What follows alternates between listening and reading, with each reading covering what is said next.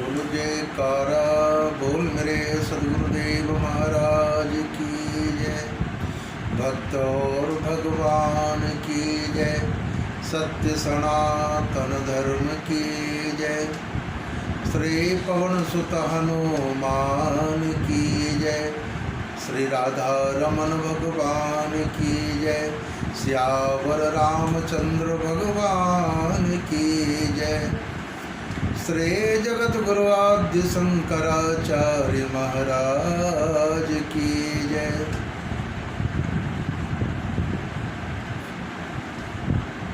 आज निर्जला एकादशी का महाव्रत की महिमा के विषय में आप श्रवण करेंगे। ज्येष्ठ मास शुक्ल पक्ष की यह एकादशी निर्जला व्रत एकादशी कथा है। भीमसेन बोले इस पितामह से, हे महाबुद्धि मेरी बात सुनो। युधिष्ठिर, द्रौपदी, अर्जुन, नकुल, सहदेव ये एकादशी को कभी भोजन नहीं करते थे।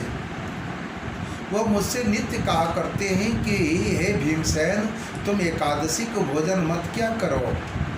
मैं उनसे कहता हूँ कि हे तात मुझसे भूख सहन नहीं हो सकती। मैं दान करूँगा, विधि पूर्वक केशव का पूजन करूँगा, परंतु बिना उपवास किए एकादशी का व्रत फल कैसे मिले। भीमसेन का यह वचन सुनकर व्यास जी ने कहा, जो तुमको स्वर्ग अत्यंत प्रिय है और नरक बुरा मालूम होता है तो दोनों पक्ष की एकादशी को भोजन नहीं करना चाहिए। भीमसेन बोले, हे महायुद्धे, एक बार भोजन करने से भी मुझे नहीं रहा जा सकता, फिर उपवास करूं तो कैसे करूं। हे महामुने, वृक नाम का अग्नि सदा मेरे पेट में जलती रहती है।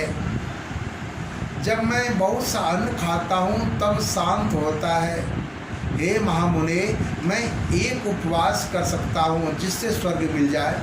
उस व्रत को मैं विधि पूर्वक करूँगा, इसलिए निश्चय करके एक व्रत बतलाइए जिससे मेरा कल्याण हो।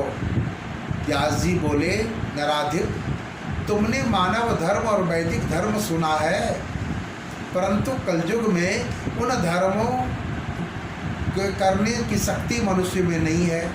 सरल उपाय, थोड़े धन और कम परिश्रम से महाफल प्राप्त होने की विधि मैं तुमसे कहता हूँ, जो कि सब पुराणों का सार है। जो दोनों पक्ष की एकादशी का व्रत करता है वह नरक में नहीं जाता है। व्यास जी का वचन सुनकर भीमसेन पीपल के पत्ते की तरह कांपने लगे और डरकर बोले, हे पितामह, मैं क्या करूं? मैं उपवास नहीं कर सकता, इसलिए हे प्रभु बहुत फलदायक व्रत एक मुझसे कहिए। व्यास जी बोले कि वृषवा मिथुन के सूर्य में ज्येष्ठ मास में शुक्ल पक्ष की एकादशी है, उसका यत्न पूर्वक निर्जल उपवास करना चाहिए और आचमन में जल का निषेध नहीं है। मासे भर स्वर्ण का दाना जिसमें डूब जाए उतना ही जल आचमन करके कहा गया है, वही शरीर को पवित्र करने वाला है। गौ के कान की तरह हाथ करके मासे भर जल पीना चाहिए। उससे थोड़ा या अधिक जल पीने से मदिरा पान के समान होता है और कुछ न खाए नहीं तो व्रत भंग हो जाता है। एकादशी सूर्योदय से दूसरे दिन के सूर्योदय तक जल पान न करे। ऐसा करने से 12 महीने की एकादशी का फल उसको बिना यत्न से मिल जाता है। फिर द्वादशी को सवेरे निर्मल जल में स्नान करके ब्राह्मणों को जल और सुवर्ण का दान करे। फिर व्रत करने वाला कृत होकर ब्राह्मणों सहित भोजन करे। हे भीमसेन, इस प्रकार व्रत करने से जो पुण्य होता है उसको सुनो।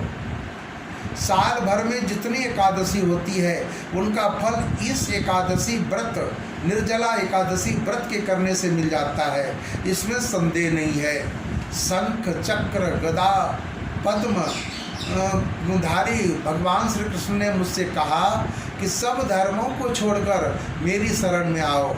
एकादशी को निराहार रहने से मनुष्य सब पापों से छूट जाता है। कलयुग में द्रव्य दान से शुद्धि नहीं है, अस्मार्थ संस्कार से भी सद्गति नहीं होती। इस दुष्ट कलयुग में वैदिक धर्म भी कहाँ है। हे वायुपुत्र, बार बार विशेष क्या कहूँ, दोनों पक्ष के एकादशी में भोजन न करे। ज्येष्ठ के शुक्ल पक्ष की एकादशी में जो फल मिलता है उसे सुनो। सब तीर्थों से जो पुण्य होता है वह सब दान करने से जो फल होता है, हे विपोदर, वह फल इस एकादशी का व्रत करने से मिल जाता है। उसी दिन से भीमसेन इस निर्जला एकादशी का व्रत करना शुरू किया। तभी से इसका नाम भीमसेन विख्यात हो गया। हे भूपाल, इसी प्रकार से पापों को दूर करने के लिए तुम यत्न पूर्वक इसका व्रत और भगवान की पूजा करो। हे अनंत, हे देवेश, मैं आज आपका निर्जल व्रत करूंगा और दूसरे दिन भोजन करूंगा।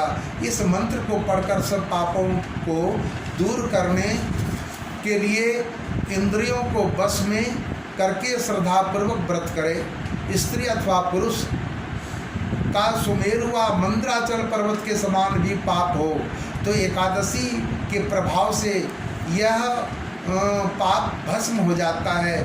जो कोई उपवास करके रात्रि में जागरण करते हैं और निर्जला के दिन अन्न, गौ, वस्त्र, सज्जा, आसन, कमंडल, छत्र, पादत्राण, इसका सुपात्र को दान करते हैं, वे सोने के विमानों में बैठकर स्वर्ग को जाते हैं। मनुष्य को सूर्य भक्ति से इस कथा को सुनते तथा कहते हैं, वे दोनों निसंदेह स्वर्ग को जाते हैं। मनुष्य को सूर्य ग्रहण में श्राद्ध करने से जो फल मिलता है वह इसके सुनने वालों को मिलता है।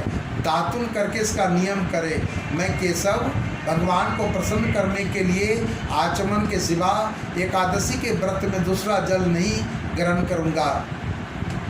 द्वादशी के दिन गंध, पुष्प, जल और दीपक के से देवताओं के ईश्वर बामन जी का पूजन करना चाहिए।